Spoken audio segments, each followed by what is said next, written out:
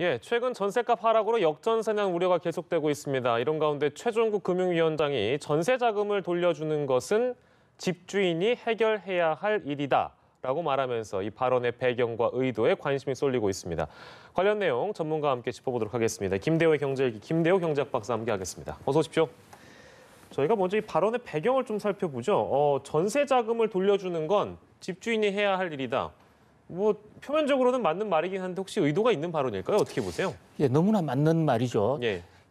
계약이 만기가 끝나면 임차인에게 임대인, 즉 집주인이 그 보증금을 돌려주는 것은 우리 법 체계의 아주 중요한 정신입니다. 그런데 예. 느닷없이 너무나 맞는 말을 네. 해는 동쪽에서 떼야 된다라는 그런 말을 지금 최종구 위원장께서 하시는 것은 예. 그만큼 지금 역전세난이 심각하다라고 보고 하나의 방증으로 볼 수가 있습니다. 예. 역전세난이 심각하니까 전세 기간이 만료가 돼도 예.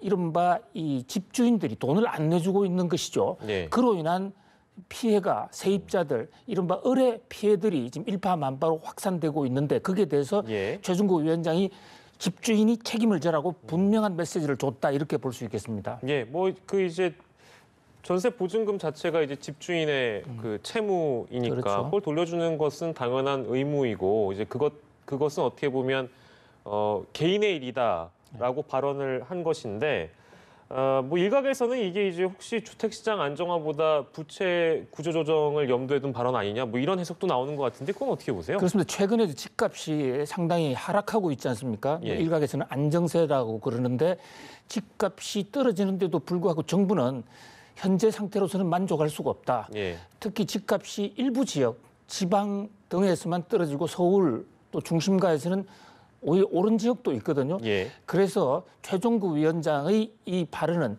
집값을 더 잡겠다. 그래서 대출을 더 규제하겠다. 특히 예. 이른바 갭 투자라고 하는 예, 예. 전세를 안고 안고. 집을 사면 같은 금액으로도 집을 두세 채 살 수 있거든요. 예. 이런 투자에 대해서 근본적으로 못을 받겠다는 그런 강력한 의지에 아닌가. 그래서 어떤 정책과도 연관되어 있는 것이 아닌가. 앞으로 나올 정책을 예고하는 예. 것이 아닌가.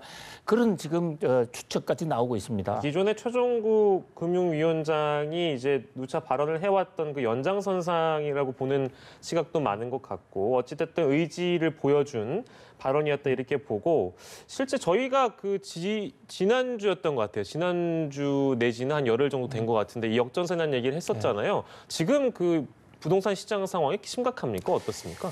그렇습니다. 이제 전국적으로 나타나는 현상과 지역적으로 나타나는 현상이 좀 다르기 때문에 예. 일률적으로 얘기할 수는 없는데요.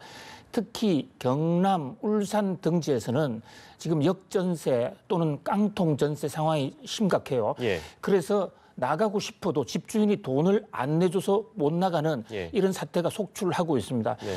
뭐 우리가 표에서도 볼 수가 있지만 전국적으로는 약 10채 중에 4채가 예. 역전세 지금 상황이고요.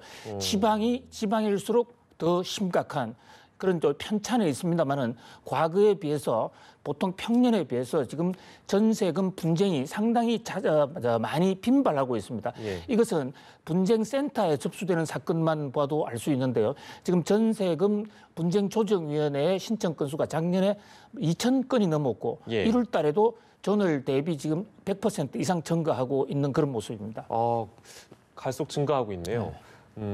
정부가 이제 지금 뭐 이런 상황을 바라봤을 때는 잠깐이나마 일부 개인들은 힘들 수 있으나 집값이 안정화되는 과정이다 이렇게 지금 바라보고 있는 거잖아요. 그렇습니다. 집값이 안정화되는 과정이라는 판단을 넘어서 예. 집값은 좀 더 떨어져야 떨어져야 된다는 된다? 정부의 의지까지 반영된 거라고 할 수 있겠죠. 예, 알겠습니다. 저희가 지난 시간에 얘기를 나눴던 부분인데요. 이제 역전세난에 대한 피해, 또 깡통전세라는 그 피해를 혹시나 입을까봐 미리 이제 그 보증을 들어두는 그런 건수 늘어나고 있다고 들었습니다. 실제로 어떻습니까? 그렇습니다. 최종구 위원장의 말은 주로 집주인을 겨냥하지 않았습니까? 집주인이 책임을 져야 하는데 지극히 옳은 말씀이지만 이 전세 현장, 주택시장 현장에서는 그래도 집주인이 안 지면 어떻게 책임을 질 것인가? 예. 집주인의 문제가 아니라 이것이 바로 어린 세입자의 문제, 임차인의 문제가 되거든요. 예. 그래서 그 피해를 정부도 좀 신경을 써야 되지 않냐. 그러면서 정부 입장에서는 제도 개선을 좀 해야 될 필요가 있다. 예. 지금 앵커님 말씀하신 대로 보증보험을 드는데 보증보험의 경우에는 보증료 부담이 또 있습니다. 예. 가뜩이나 어려운 어력에 보증료로 부담을 추가하는 그만이 예. 능사냐.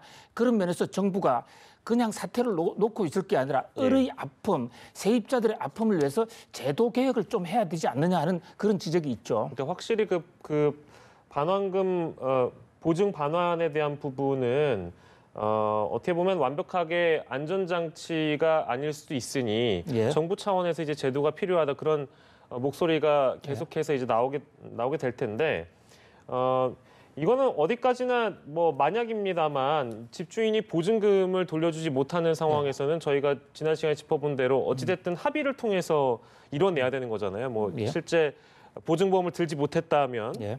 집주인과 합의를 해야 되는 건데 어찌됐든 간에 강제할 수 있는 방법이 없습니다. 예. 집주인에게 이것을 강제해서 보증금을 돌려받을 길이 없다면 현행 법 체계를 정비해야 된다라는 목소리도 있는데요. 그건 그렇습니다. 어떻게 보세요? 현재 지금 전세권 그러니까 전세를 준 임대인이 예. 집주인이 돈을 돌려주지 않았을 때 현 상태에서 세입자가 할 수 있는 방법은 가서 사정하는 방법밖에 없어요. 예. 유일하게 할 수 있는 조처는 법정으로 가서 반환금 청구 소송을 제기할 수가 있는데 그게 네. 재판이 1년 6개월 정도 걸리기 때문에 돈이 급하고 바로 옮겨야 되는 세입자에서는 현실적으로 상당히 어렵거든요. 예. 그런 면에 지금 국회에 임대차 보호법 개정안이 발의가 됐습니다. 2년째 지금 공정이 되고 있는데요. 네. 지금 법률구조공단 같은 데서 예. 임대차 분쟁조정위원회를 두고 있습니다. 예.